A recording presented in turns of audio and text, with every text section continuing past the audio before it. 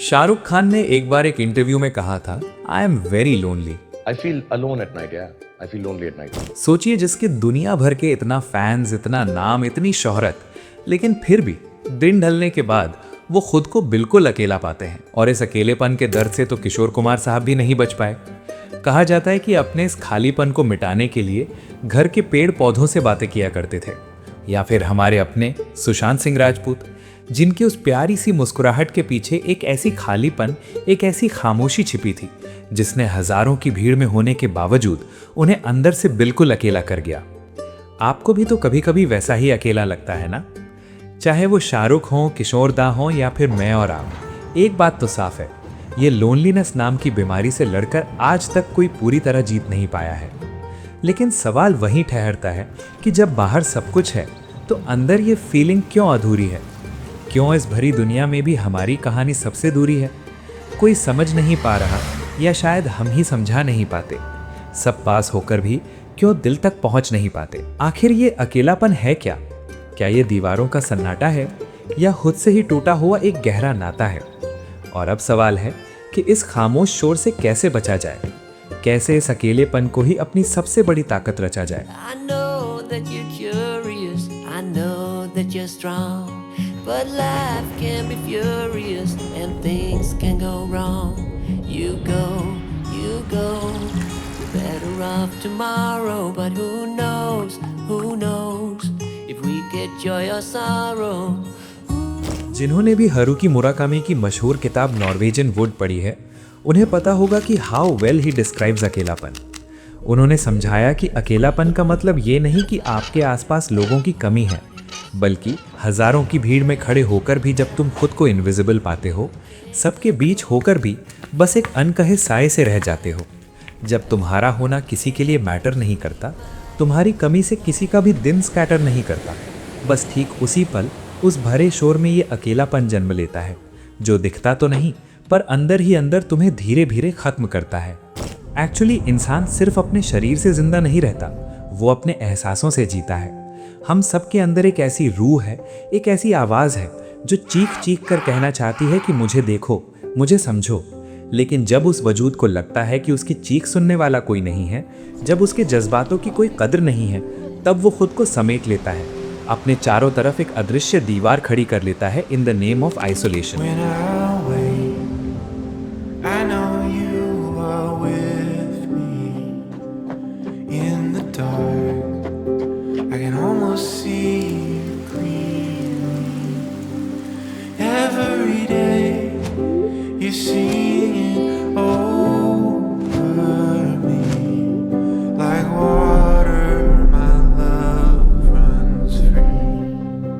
और ठीक ऐसे वक्त में अगर जिंदगी में कोई जादूगर बनकर आए और कहे कि मैं हूं ना, मैं तुम्हें समझता हूं, तो उस इंसान को सिर्फ प्यार नहीं होता, वो जिंदा रहने का आखिरी सहारा बन जाता है। हम उस शख्स पर इमोशनली इतना डिपेंड हो जाते हैं कि अगर वो चला जाए तो हमारे पैरों तले से जमीन खिसक जाती है। और बस उसी खोखलेपन से जन्म लेता है इमोशनल ब्लैक होल। जैसे स्पेस का ब्लैक होल रोशनी को निगल लेता है, वैसे ही मन का ये ब्लैक होल हमारी सारी जीवनी शक्ति को निचोड़ लेता है। इस हालत को समझने के लिए जर्मन फिलोसोफर फ्रीडरिक नीच्टे का एक लाइन यहाँ सही बैठता है, which is, if you gaze long enough into an abyss, the abyss will gaze back into you। यानी अगर आप बहुत देर तक किसी गहरी खाई या शून्यता में झांकते रहेंगे, तो एक वक्त आएगा जब वो खाई भी आपकी आंखों में झांकेगी और आपको निगल लेगी। इमोशनल ब्लैक होल बस वही एक लूप है, जहां जितने इमोशंस तुम उड़ेलोगे, ये खाई तुम्हें उतना ही गहरा निगलेगी, जहां तुम्हारी एनर्जी, तुम्हारे आंसू सब बेहिसाब खर्च होंगे, पर बदले में वापस सिर्फ वो गहरे सन्नाटे ही दर्ज होंगे। Oh,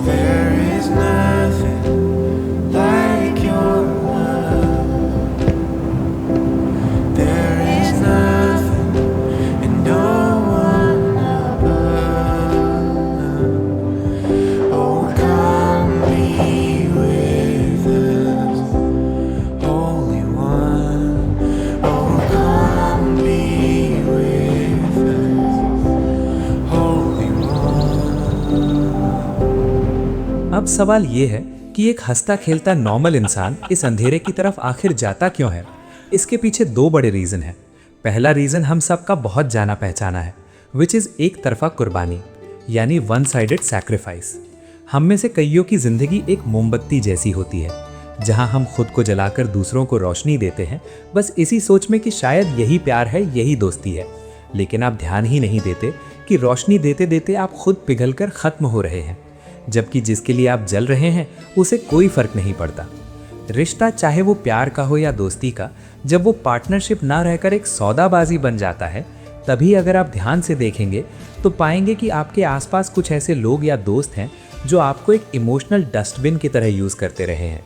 जब उनका मन भारी होता है वो आपके पास आते हैं, सब कुछ उगलकर खुद तो हल्के हो जाते हैं, लेकिन दिन के आखिर में जब आपका आसमान बादलों से घिरा होता है, तब पलटकर देखिएगा तो पता चलता है आपका हाथ थामने वाला वहां कोई नहीं होता। और ऑफिस या वर्क प्लेस का हाल भी कुछ अलग नहीं है। वहां आप बस एक रिसोर्स हो जो बॉस की डेडलाइन और कलीग्स की पॉलिटिक्स संभालते संभालते कब आपने असली वजूद को खो दिया आपको खबर तक नहीं हुई। ये जो रोज रोज अपने इमोशंस का गला घोंटकर दूसरों के लिए परफेक्ट बनने की एक्टिंग है ना, यही चीज आपको धीरे धीरे अंदर से खोखला कर देती है। एक मशहूर कहावत है, the problem with putting others first is that you've taught them you come second। यानी दूसरों को हमेशा प्रायोरिटी देने की सबसे बड़ी दिक्कत यह है कि आप उन्हें सिखा देते हैं कि आप सेकंड आने के ही लायक हैं। फिर इमोशनल ब्लैक होल का दूसरा और सबसे बड़ा कारण है इनर कॉन्फ्लिक्ट, यानी खुद से खुद की जंग। ये मुख्य रूप से हमें 3 तरीकों से खत्म करता है। सबसे पहले आता है इंफीरियॉरिटी कॉम्प्लेक्स, यानी खुद को दूसरों से कम समझने की बीमारी। जहां आप आईने के सामने खड़े होकर बोलते हो, मैं काफ़ी नहीं हूं, मुझ में कुछ तो कमी है, और इसी एहसास में ही वो अपनी पूरी जिंदगी दूसरों की अटेंशन और वैलिडेशन की भीख मांगने में गुजार देते हैं। उन्हें लगता है कि अगर बाहर के लोग तारीफ करेंगे, वाहवाही करेंगे, तो शायद उनके अंदर का वो खालीपन भर जाएगा। लेकिन ये एक टूटे हुए घड़े की तरह है, जहां आप चाहे कितना भी प्यार या कितनी भी तारीफ उसमें डाल लीजिए, वो सब नीचे से बह जाएंगे और दिन के आखिर में आप वहीं के वहीं बिल्कुल खाली रहेंगे। दूसरा है अनरिजॉल्व ट्रॉमा, यानी वो पुराने जख्म जो आज तक भरे नहीं हैं। Psychologist Sigmund Freud once said that unexpressed emotions will never die. They are buried alive and will come forth later in uglier ways.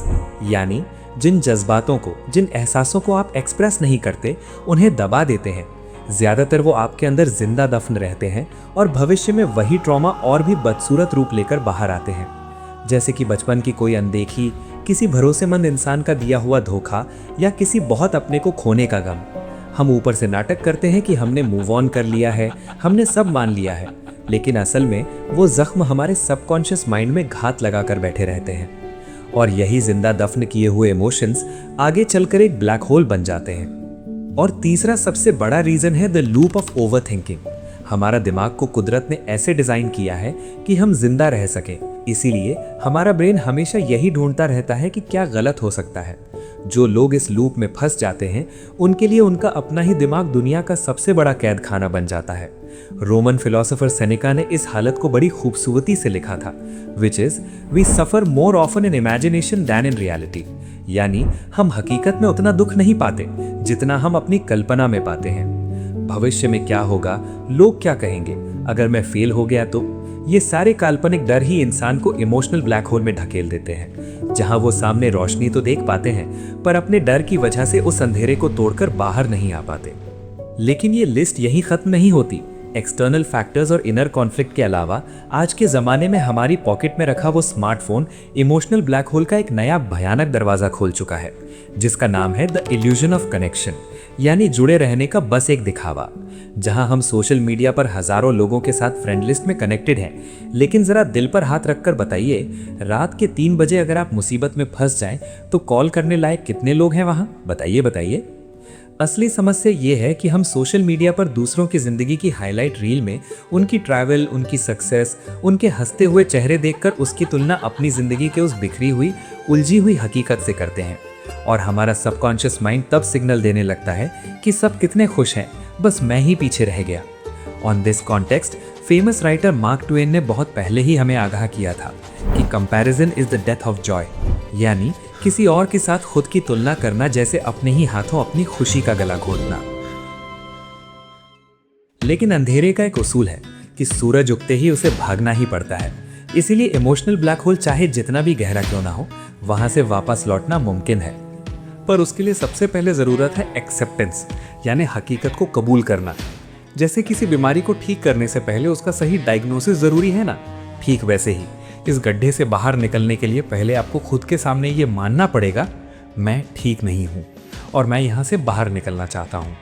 ऐसे नहीं कि शुतुरमुर्ग की तरह रेत में गर्दन छुपाकर तूफान के गुजरने का इंतजार करो, क्योंकि उसमें कोई फायदा नहीं होने वाला। इसीलिए एक्सेप्टेंस बेहद जरूरी है। अमेरिकन राइटर जेम्स बाल्डविन ने एक बड़ी कमाल की बात कहा था, not everything that is faced can be changed, but nothing can be changed until it is faced. यानी जरूरी नहीं कि हर मुसीबत का सामना करने से वो बदल जाए, लेकिन जब तक आप उसका सामना नहीं करेंगे तब तक तो कुछ भी नहीं बदलेगा। और इस एक्सेप्टेंस के बाद अगला कदम आता है इमोशनल ऑडिट। इसे ऐसे समझो कि तुम्हारा जिंदगी एक बागीचे है जहां आप हर दिन बड़े प्यार से फूलों को केयर करते हो, पर अगर आप देखें कि आपके लगाए हुए फूल मुरझा रहे हैं तो आप क्या करेंगे? जाहिर है आप उन फालतू जंगली घास को जड़ से उखाड़ फेंकेंगे, है ना? रियल लाइफ में भी आपको ठीक यही करना होगा। थोड़ा बेरहम होकर सोचिए, आपके आसपास वो कौन से लोग हैं जो आपके बागीचे की जंगली घास हैं? आपका वो टॉक्सिक बॉस या वो दोस्त के भेस में छुपा दुश्मन? किससे बात करने के बाद आपको खुद पर शर्म आता है? उन्हें पहचानिए। याद रखिएगा, जहरीले पानी से कभी सुंदर बागीचा तैयार नहीं किया जा सकता। और तीसरा सबसे मुश्किल कदम, the art of saying no. हमें बचपन से सिखाया गया है कि सैक्रिफाइस करना ही महानता है, लेकिन खुद को खत्म करके त्याग करना बेवकूफ़ी के सिवा कुछ नहीं है। आपके मन का घर कोई पब्लिक पार्क नहीं है कि जिसका जब मन चाहे मुंह उठाकर अंदर घुसाए और अपने गंदे जूतों के निशान छोड़कर चला जाए। इस घर का एक दरवाज़ा है और उस दरवाजे की ताले की चाबी आपको अपने हाथ में रखनी होगी। बॉस की अनरियलिस्टिक डेडलाइन, फैमिली का बेबुनियाद प्रेशर या दोस्तों का मन रखना, इन सब के चक्कर में अगर आपने खुद को ही खो दिया तो इसमें फ़ायदा किसका हुआ? ज़रा बोलिए। एक बहुत मशहूर बात है कि don't set yourself on fire to keep others warm, यानी दूसरों को गर्माहट देने के लिए खुद को आग लगा देना समझदारी नहीं है, क्योंकि दिन के आखिर में जब आप राख बन जाएंगे ना, तो वही लोग कहीं और हाथ तापने चले जाएंगे। इसीलिए अपनी बाउंड्रीज बनाइए। लेकिन जब आप ये बाउंड्रीज बना लेते हैं, जब बाहर का शोर थम जाता है, तब आपको अपने अंदर की वो टूट फूट साफ दिखाई देने लगती है। खुद को बचाना तो बस पहला कदम था, लेकिन असली काम तो अब शुरू होता है उस जख्म को भरना। तो अब सबसे बड़ा सवाल, इस टूटे हुए मन के टुकड़ों को वापस कैसे जोड़ा जाए? इसके लिए आपको हिमालय पर जाकर सन्यासी बनने की जरूरत नहीं है, बस एक छोटी सी आदत बदलनी होगी। और वो आदत है अकेलेपन को देखने का नजरिया बदलना। क्योंकि हमारे दिमाग में एक बहुत पुराना कंफ्यूजन बैठा हुआ है कि अकेले रहना और अकेलापन एक ही चीज है। ये सबसे बड़ी गलतफहमी है। असल में अकेलापन तब महसूस होता है जब आप खुद से भाग रहे होते हैं, लेकिन जब आप खुद से दोस्ती कर लेते हैं तब वही अकेलापन सुकून बन जाता है। बस इसी सुकून को पाने के लिए आपको सीखना होगा कि खुद की कंपनी को कैसे एंजॉय किया जाए। ऐसे कीजिए कि हफ्ते में कम से कम एक दिन या फिर दिन के सिर्फ 30 मिनट कुछ ऐसा कीजिए जो सिर्फ और सिर्फ आपका हो सकता है वो हाथ में गर्म चाय का कप लेकर खिड़की के पास बैठना हो, या फिर अपने किसी पसंदीदा गाने के लिरिक्स को धीरे धीरे गुनगुनाना हो। खुद को बस एक बात समझानी है, मुझे खुश रहने के लिए किसी और के वैलिडेशन की ज़रूरत नहीं है, मैं अकेला ही काफ़ी हूँ। लेकिन असली मुसीबत तो हमारे दिमाग में चलने वाले वो नेगेटिव थॉट्स पैदा करते हैं ना। दरअसल हमारा मन एक रेडियो स्टेशन की तरह है, वहाँ दिन भर वही पुराने नेगेटिव चैनल्स बजते रहते हैं। मैं किसी काम का नहीं, मुझसे कुछ नहीं होगा, सब मुझसे नफरत करते हैं। लेकिन प्रॉब्लम ये है कि आप ज़बरदस्ती इस रेडियो को बंद नहीं कर सकते, लेकिन आप इसका चैनल चेंज ज़रूर कर सकते हैं। जब भी दिमाग में कोई नेगेटिव ख्याल आए तो उससे बहस मत कीजिए, बस खुद से एक सवाल पूछिए, क्या ये थॉट सच है या ये सिर्फ मेरा डर है? गौतम बुद्धा की एक लाइन है कि your worst enemy can not harm you as much as your own unguarded thoughts. यानी तुम्हारा सबसे बड़ा दुश्मन भी तुम्हें उतना नुकसान नहीं पहुंचा सकता जितना तुम्हारे खुद के बेलगाम ख्याल तुम्हें नुकसान पहुंचाते हैं। इसीलिए अपने ख्यालों के दरबान बनिए। जो सोच, जो ख्याल आपको छोटा महसूस करवाए, उसे अपने दिमाग के गेट से अंदर घुसने की इजाज़त मत दीजिए। वीडियो के अंत में बस एक बात कहूँगा, जापान में एक बहुत ही खूबसूरत एंशिएंट आर्ट है जिसे कहते हैं किंत्सुगी। यानी वहाँ जब कोई मिट्टी का बर्तन टूट जाता है तो उसे डस्टबिन में फेंकने के बजाय उसे पिघले हुए सोने से उन टूटे हुए टुकड़ों को वापस जोड़ा जाता है। वो लोग मानते हैं कि टूटने के बाद जब कोई चीज़ दोबारा जुड़ती है तो वो पहले से कहीं ज़्यादा खूबसूरत और बेशकीमती बन जाती है। आपकी ज़िंदगी भी बिल्कुल वैसी ही है। ये इमोशनल ब्लैक होल, ये अकेलापन, ये सारी तकलीफ़ें ये आपको तोड़ फोड़ कर ख़त्म नहीं कर रही हैं, बल्कि ये आपको नए सिरे से गढ़ रही हैं। जाते जाते फ्रेंच फिलोसोफर एल्बर्ट कैमू की वो कमाल की बात आपको याद दिलाना चाहता हूँ जो किसी भी अंधेरे वक्त में आपको ताकत देगी। उन्होंने कहा था, in the midst of winter I found there was within me an invincible summer. यानी जिंदगी की उस कड़ाके की ठंड के बीच खड़े होकर मैंने ये जाना कि मेरे अंदर एक बेहद गर्मी मौजूद है। हो सकता है अभी आपके चारों तरफ घना अंधेरा हो, ऐसा लग रहा हो कि ये सर्दी की रातें कभी ख़त्म नहीं होंगी, लेकिन यकीन मानिए आपके अंदर ही एक ऐसा सूरज छुपा बैठा है जो हज़ारों ब्लैक होल्स को भी हार मानने पर मजबूर कर सकता है। मेरी दिल से यही दुआ है कि आपका वो गर्माहट वापस लौट आए, आपका वो सन्नाटा, वो अकेलापन मिटे और वहाँ मोहब्बत की धूप खिल उठे। इसी उम्मीद के साथ आज के लिए अलविदा। खुश रहिए और अपना ख्याल रखिए।